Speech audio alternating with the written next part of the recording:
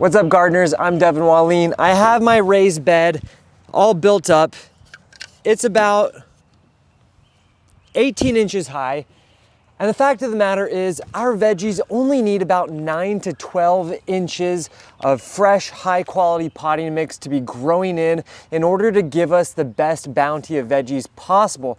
So that leaves about 6 inches of space that we can fill up with something other than high quality potting mix that's gonna be more cost effective, and our plants are still gonna be able to grow at their very best. So I wanna show you guys what I do when I'm filling up my raised bed planters to fill up those gaps so that I'm only using about 9 to 12 inches of high quality potting mix for my veggies. Because of course, when we're growing our veggies, the area where those roots are going to be growing in needs to be the best of the best. But for that bottom layer, depending on how high of a raised bed you have, you can fill it with something else, which over time will break down, decompose, and assimilate itself into your potting mix as a wonderful organic matter additive. So what is that filler that is so cheap and easily accessible? In fact, generally can be had for free. That would of course be wood chips. So as I was mentioning, and you can see my raised bed is about 18 inches high. That means I can put about 6 to 7, maybe even 8 inches of that filler at the bottom in order to really raise that level up. Of course, I could just put 12 inches of a high quality potting mix in my raised bed and then just have the soil line be, lower than the top of our raised bed. But the whole benefit of using the raised bed is that rather than, kneeling down and doing everything, it's a little bit higher up so you can do so without having to be on your hands and knees quite as much. But before I actually put the wood chips in, my best recommendation is to take a layer of cardboard and to put it in the base of your raised bed. Now you're gonna wanna take a little bit of extra effort and take off any tapes that might be on there, because you really don't want any tape mixing in with your plant roots. You could do 1 to 2 layers of this cardboard, and that is really going to help keep any grass from trying to grow, any weeds from kind of sticking up. It doesn't have to be perfect, just get it in there. And next comes the wood chips. Now, wood chips are one of my absolute favorite things to use in the garden. I use it as mulches for everything because it does a great job keeping the weeds down, and as it decomposes and breaks down, it does become a really high quality organic matter.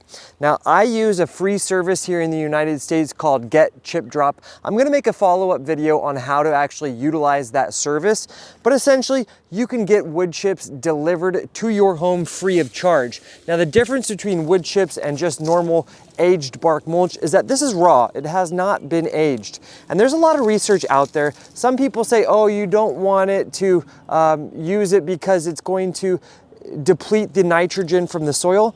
And yes, it can when it's mixed into the soil.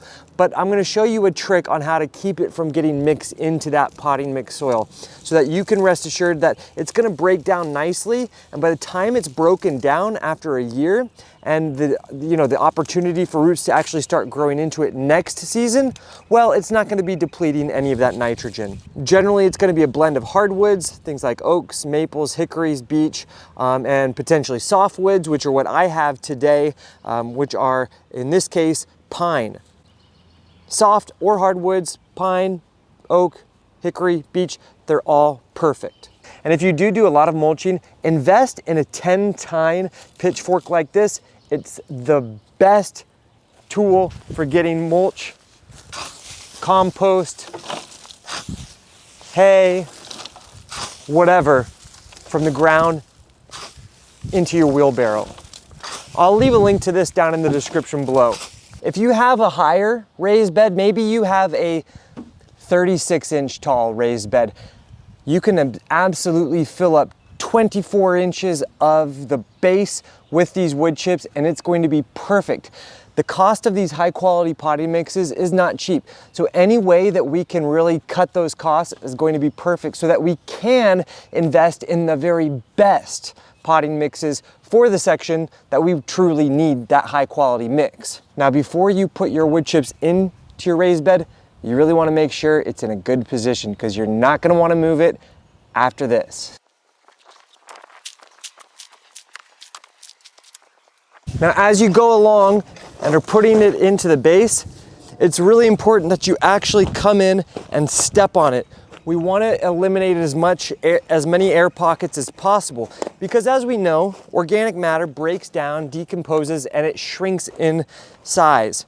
So we want to have as dense of a 6-inch layer as possible. And really make sure you pack it down along the edges. All right, I'm at 15 inches, so I got another 3 inches or so to go. Remember, our target level is around 9 to 12 inches of space for our potting mix. All right, so as you can see, we made it to about 12 inches from the top, which is perfect. So I'll fill it up, leaving about an inch of a gap from the soil to the very top. And like I was mentioning before, now is when we do want to protect our soil from mixing in. So what are we going to do? We're going to put another layer of cardboard. Of course, you probably could have guessed that.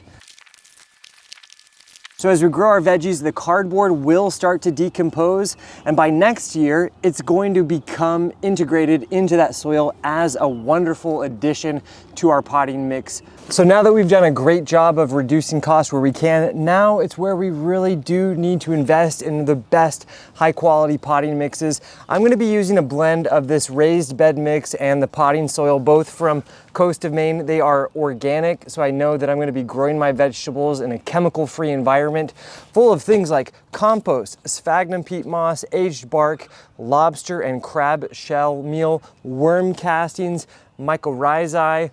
So this should really allow my plants to grow really strong, happy, healthy, and quickly.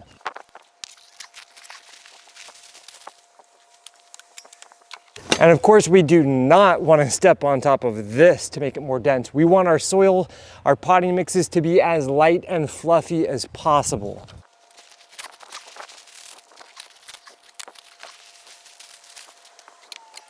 And because I am using a blend, I'm going to try to mix it up as well as I can as I go along. Well, all right, now we got it filled up. I used a total of 9 cubic feet to get this guy full of the really highest quality potting mixes, but I definitely saved myself a buck or two by filling the base up with those mulches and the cardboard. Now my veggies are going to be ready to be planted, but I'll save the planting for the next video. So stay tuned, subscribe, like this video if you liked it, and make sure to watch along as we continue to fill up our raised bed planters with wonderful veggies and harvest them all summer long. Anyways, thanks for joining me here on Plant Vibrations. I'll catch you later. Ciao.